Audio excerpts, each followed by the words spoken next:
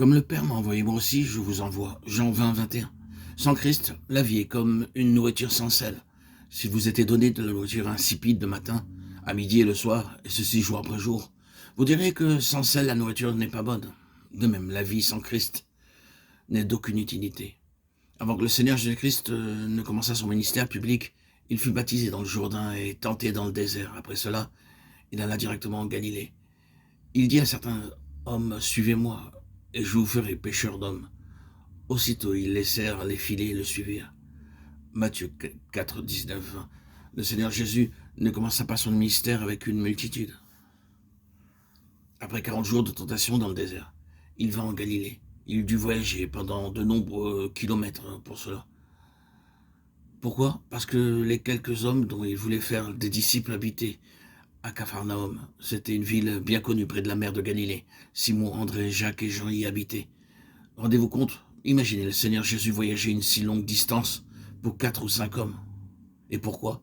Parce qu'il allait faire de ces quelques hommes le sel du monde entier.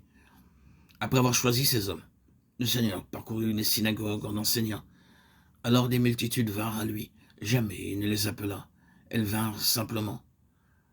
Comme elles voyaient la puissance et l'autorité se manifester à travers lui, elles s'attroupèrent autour de lui. Elles venaient à lui pour recevoir guérison et délivrance.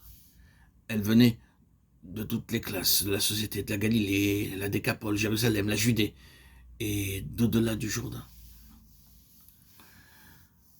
Vous étiez en ce temps-là, sans Christ, privé du droit de citer en Israël, étranger aux alliances de la promesse, sans espérance et sans Dieu dans le monde. Éphésiens 2,12. Le peuple vivant en Galilée avait tout en plénitude. C'était un pays fertile.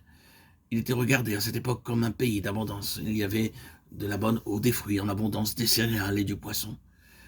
Et pour autant que cela concernait leurs besoins terrestres, il n'y avait aucune pénurie. Malgré cela, tous ces gens souffraient de toutes sortes de maladies. Décapole signifie un groupe de 10 villes. C'était à plus de 100 km du Jourdain. Ces 10 villes reposent dans une vaste vallée. Elles avaient de magnifiques édifices. C'était une région belle et luxuriante, offrant beaucoup d'activités, dans le but d'apporter confort et plaisir au peuple. Malgré tout cela, ces gens étaient malheureux et ils vinrent aussi vers le Seigneur Jésus.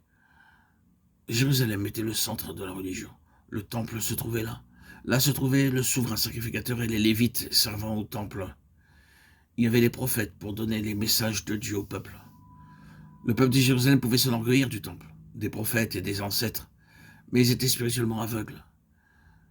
Notre Seigneur attirait des gens de toutes parts. C'est pourquoi, à l'entendu de la réputation de notre Seigneur, ils vinrent à lui de différents lieux. Quel était leur état? Ils étaient comme la nourriture sans sel. Ils n'avaient pas de joie réelle dans leur cœur et leur vie. Ils étaient absolument inutiles.